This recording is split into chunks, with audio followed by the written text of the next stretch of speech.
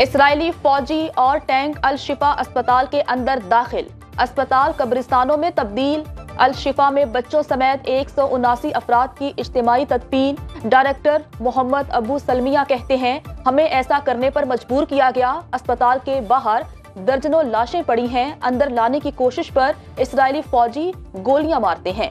Doctors का अल शिफा अस्पताल खाली करने से इनकार, कहते हैं ऐसा करने से सैकड़ों मरीज मर जाएंगे। जंग के 39वें रोज शुहदा की मजमूई तादाद 11,500 से तजावुज कर गई। अक़वाम मुत्तहिदा के सेक्रेटरी जनरल अंतोनियो गुतेरेस का गजा की सूरत हाल पर इजहार तशवीश। अमरीका ने भी अस्पताल पर हमले की मुखालिफत कर दी। शुमाली गजा में हर तरफ लाशों के ढेर। फलस्तीनी हलाल अहमर ने हौलनाक सूरत हाल से दुनिया को आगाह कर दिया। डायरेक्टर जनरल हलाल अहमर कहते हैं, बदकिस्मती ये है कि फलस्तीनी अपने प्यारों को दफना भी नहीं सकते।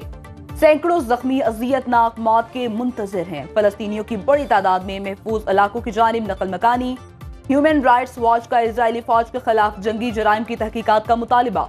तुर्किया ने इजराइल को फलस्तीनियों की नस्ल कुशी का मुर्तकिब करार दे दिया। नेतन्याहू के खिलाफ आलमी फौजदारी अदालत में मुकदमा दायर।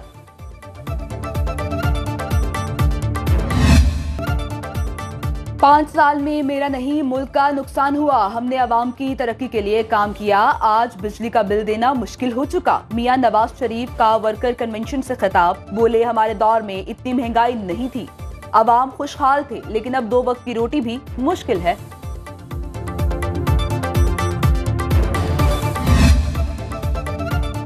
मुस्लिम लीग नून की लश्करी रईसानी को पार्टी में शमूलियत की दावत। शहबाज शरीफ कहते हैं, पिछली हुकूमत में जो तबाही हुई वो सबके सामने है। लश्करी रईसानी को नून लीग में शमूलियत की दावत देने आया हूँ। इनकी नून लीग में शमूलियत से अवामी मसाइल हल होंगे। ये कौमी सोच के हामी हैं। बिलावल भुट्टो छोटे भाइयों की तरह है। तमाम सियासतदान माजी से सबक हासिल करे।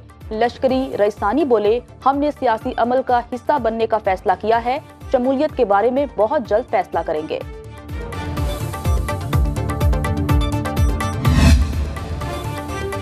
हुकूमत ने IMF का एक और मुतालिबा मान लिया। बैंक्स के मुनाफे पर 40% टैक्स आयद किया जाएगा। वजारत खजाना के जराये के मुताबिक बिजली और गैस के टैरिफ नहीं बढ़ाए जा रहे और न ही शरह सूद में इजाफा किया जा रहा है।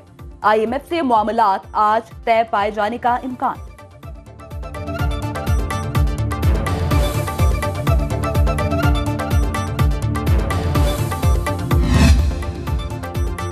इंटरबैंक में डॉलर की कीमत में 37 पैसे कमी, 287 रुपए 50 पैसे पर ट्रेडिंग। पाकिस्तान स्टॉक मार्केट में कारोबार में तेजी का रुझान।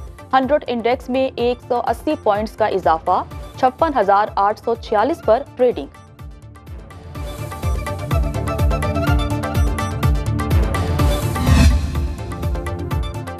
निगरान वज़ीर आज़म की जेर सदारत वफाकी काबीना का इजलास आज होगा। खलीजी ममालिक के साथ फ्री ट्रेड एग्रीमेंट, हज पॉलिसी समेत अहम उमूर एजेंडे में शामिल। आज़ाद जम्मू कश्मीर काउंसिल के बजट की मंजूरी का इम्कान।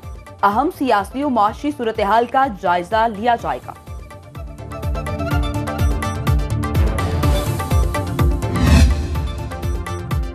सदर पाकिस्तान डॉक्टर आरिफ अलवी का गजा में इसराइली हमलों पर इजहार अफसोस। कहते हैं, गजा में इंसानियत शर्मिंदा है। मौजूदा दौर में जंगों से मुआशरों को नुकसान पहुंच रहा है। इसराइल ने तय कर लिया है कि 2 रियासती फॉर्मूले पर अमल नहीं करना। दीन कहता है, एक इंसान मारा गया तो गोया सारी इंसानियत मारी गई।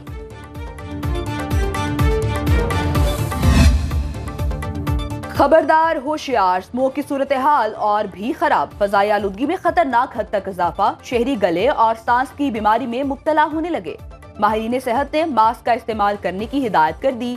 निगरान वज़ीर आला पंजाब मोहसिन नकवी ने स्मोक के तदारुक के लिए अहम इजलास तलब कर लिया।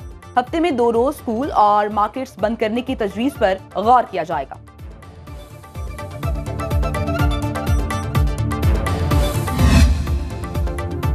सुप्रीम कोर्ट ने सरकारी अफसरान के लिए साहिब के लफ्ज पर पाबंदी लगा दी। चीफ जस्टिस काजी फायज ईसा की सरबराही में 3 रुकनी बेंच ने कत्ल केस की समाअत की। रिमार्क्स में कहा, ये लफ्ज आजाद कौम की अक्कासी नहीं करता। सरकारी मुलाजिम खुद को एहतसाब से बाला तस्वुर करते हैं।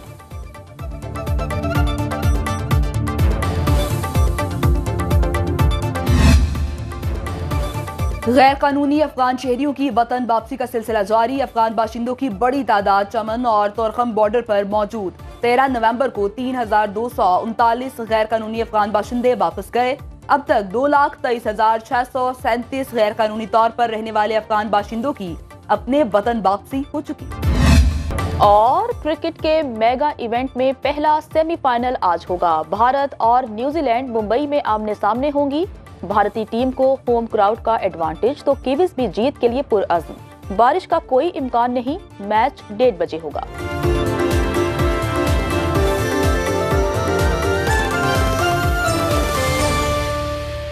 अब खबर आपकी दस्तरस में, हर वक्त बर वक्त। अभी सुनो न्यूज के YouTube चैनल को सब्सक्राइब कीजिए, बेल आइकॉन पर क्लिक कीजिए और बाखबर रहिए मुल्की और बैनुल अक़वामी हालात से यकीन के साथ।